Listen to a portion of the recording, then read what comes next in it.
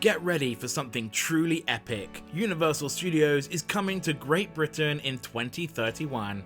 In this guide, we'll take you through everything we know so far about this brand new theme park destination, from the rumoured lands and attractions to what fans can expect when the gates finally open. Whether you're a thrill seeker, a movie buff, or planning your next family adventure, this is your first look at what could be one of the most exciting theme park openings of the decade. Hello there, I'm Mike and welcome to Theme Park 101. That's right, today we'll be taking a look at all the potential rides, shows and attractions that may be coming to the Universal Studios Great Britain theme park. With Epic Universe opening at the Universal Orlando Resort very soon, Universal have already confirmed their next big project that will be a brand new Universal Studios theme park in my home country, located in Bedford, England, around 60 miles north of London. With this announcement came the exciting new concept art for the whole park, with fans and enthusiasts already speculating about what lands and attractions will be added into the park, which I will try to summarize in this video. Remember, this is just one piece of concept art, so plans and budgets are likely to be amended throughout the building process, so take everything with a huge grain of salt, as they are just theories and rumors at the moment.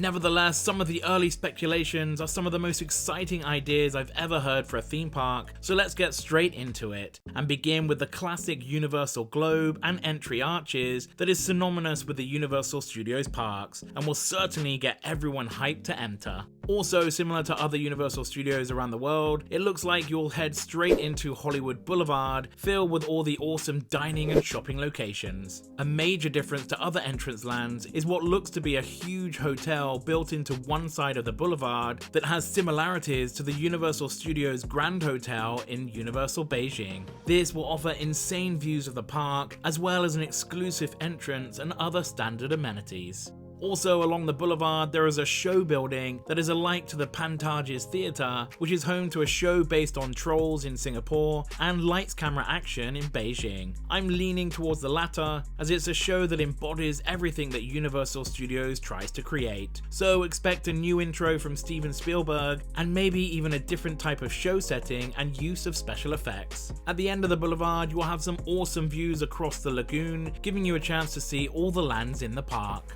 As with all my guides, I will head around the park clockwise, which takes us to the next area that looks to be a smaller land aimed at younger guests. Most likely themed to Dreamworks, I believe it will be in a similar vein to the Dreamworks land in Universal Studios Florida, and will have a mixture of IPs. At the front of the land, the blue and red spinner attraction looks to have a colourful Trolls theme, the larger brown area could be set in Shrek's swamp, and looks to be some sort of outdoor playground with interactive water features. The green circle area looks to be a spinning teacups ride, which could introduce a new IP like the Wild Robot or Gabby's Dollhouse. At the back of the land, this orange bit of roofing reminds me of Kung Fu Panda Land of Awesomeness in Beijing, so I'm guessing it's either a small show or indoors attraction based on Kung Fu Panda. Another theory is this land will be themed to Paddington, which could explain the red and blue colouring on the spinning ride and would make use of an IP that is more local to the park. Either way, it's great to see some smaller attractions for the younger visitors.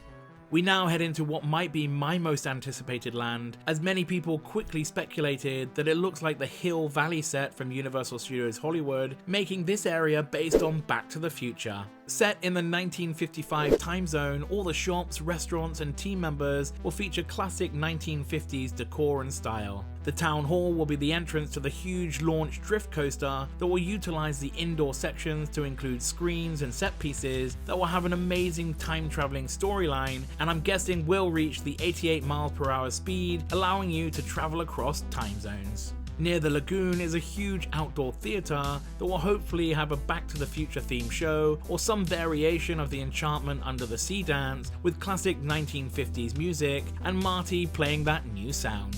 It's nice to see an old popular IP returning back to a Universal Studios park.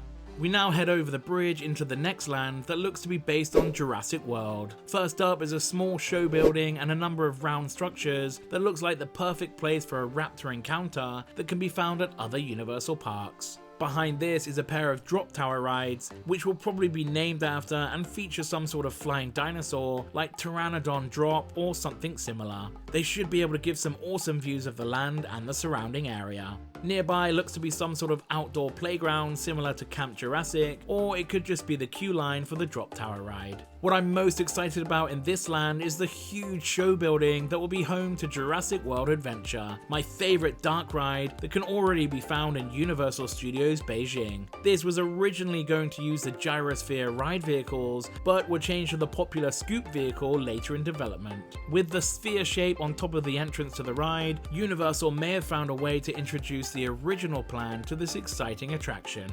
With a nice looking waterfall, bridges and some dining locations, this looks to be one of the best natural looking lands in the park.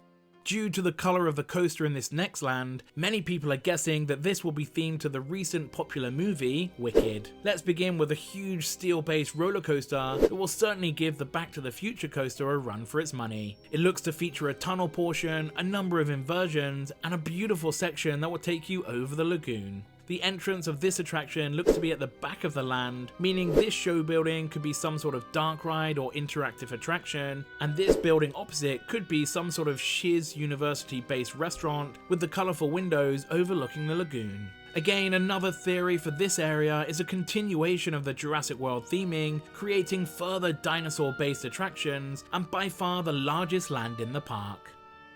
Next up is the huge outdoor show space that looks to be the classic WaterWorld Show that can be found at other Universal resorts. With the old corrugated steel roofing, it definitely looks like it will be home to the popular stunt show, but many people have suggested it could be themed to James Bond or be similar to the Bourne Stuntacular over in Universal Studios Florida. Either way, I'm pumped for any of these shows to be included in the park.